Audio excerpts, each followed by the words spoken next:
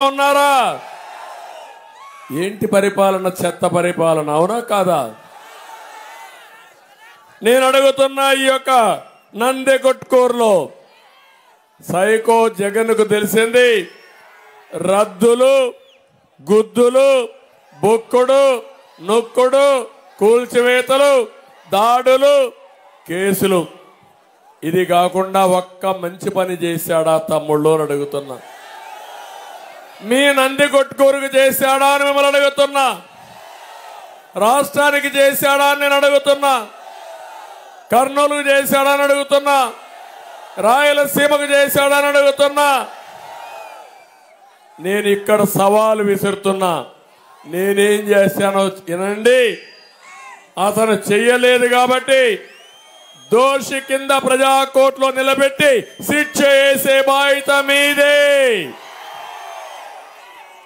తమలో ఈ జిల్లాను ఒకసారి తీసుకుంటే, ఇక్కడే తంగడంచలో నేను ఆ రోజు మెగా సీడ్ పార్క్ని విత్తనాలు అభివృద్ధి చేయడానికి, ప్రపంచానికి సరఫరా చేయడానికి సీడ్ క్యాపిటల్, అది భారతదేశానికి సీడ్ క్యాపిటల్ గా తంగడంచన చెయ్యాలని నేను ముందుకు పోయాను తమ్ముళ్ళు. ఆ విషయం మీరు గుర్తుపెట్టుకోవాలి.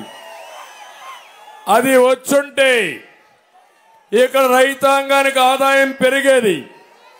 మీరు పండించే పంట విత్తనాలుగా మారి ప్రపంచానికి వెళ్ళుంటే మీ ఆదాయం పెరిగేది, పరిశ్రమలు వచ్చేటివి.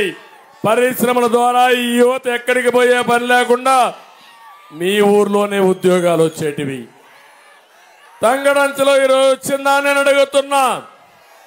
నేను అమెరికాలో బెస్ట్ యూనివర్సిటీ అయ్యేవా, ఆ యూనివర్సిటీ టైఅప్ కూడా చేశారు.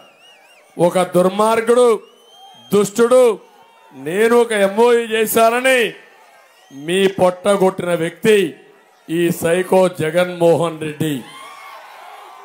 రెండోది, అక్కడనే 365 కోట్లతో జైన్ ఇరిగేషన్ కి ఒక ప్రాజెక్ట్ ఇచ్చారు.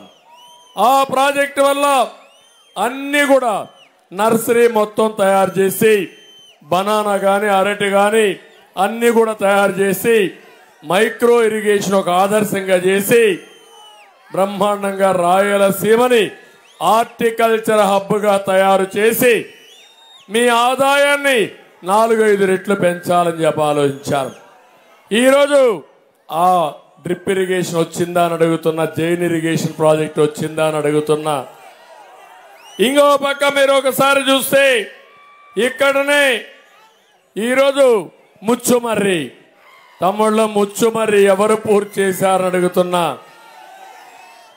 ఈరోజు మీరు ఒకసారి చూస్తే ముచ్చుమర్రి పూర్తి చేసి 12 పంపులు పూర్తి చేసి రాయలసీమకు నీళ్లు ఇవ్వడానికి నేను ఆ రోజు శ్రీకారం చుట్టాను. ఇలాంటి 1-2 ప్రాజెక్టులు కాదు. ఇంకో పక్క ఓర్వకల్లు ఇండస్ట్రీస్ కోసం 30,000 ఎకరాలు పెట్టి బ్రహ్మాండంగా ఇండస్ట్రియలైజేషన్ తీసుకురావాలని ఇస్పాత్ స్టీల్ కూడా తీసుకొచ్చి పెట్టాను.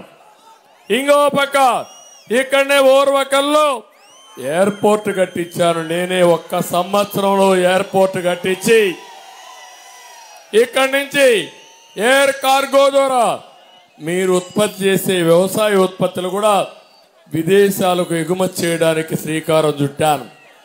ఇంకో పక్క సోలార్ పార్క్ చూశారు. దేశంలోనే కాదు, ఆ రోజుట్లో ఏషియాలోనే అతిపెద్ద సోలార్ పార్క్ కూడా తీసుకొచ్చారు. సోలార్ పార్క్ ద్వారా ఎండుంటే కరెంట్ వస్తుంది, సాయంత్రం అయితే కరెంట్ ఉండదు. దీనికి కావలసినటువంటి విండ్ మిల్స్ పెట్టించారు. అదే కాకుండా పంప్డ్ ఎనర్జీ అని నీళ్లు పైకి లిఫ్ట్ చేసి పీక్ లోడ్ ఫ్యాక్టర్ బ్యాలెన్స్ చేయడానికి 24 గంటలు కరెంట్ రావడానికి పంప్డ్ ఎనర్జీకి శ్రీకారం చుట్టారు. నేను అడుగుతున్నా, ఇవన్నీ ఉన్నాయా తమ్ముళ్ళు అని మిమ్మల్ని అడుగుతున్నా. ఇవన్నీ కానొచ్చుంటే హైదరాబాద్కి కర్నూలు, నందికొట్కూరు ఒక సెటిలైట్ టౌన్షిప్ గా తయారయ్యేది. ఈ పిల్లలకు ఉద్యోగాలు వచ్చేటివి తయారయ్యేది. ఈ పిల్లలకు ఉద్యోగాలు వచ్చేటివి.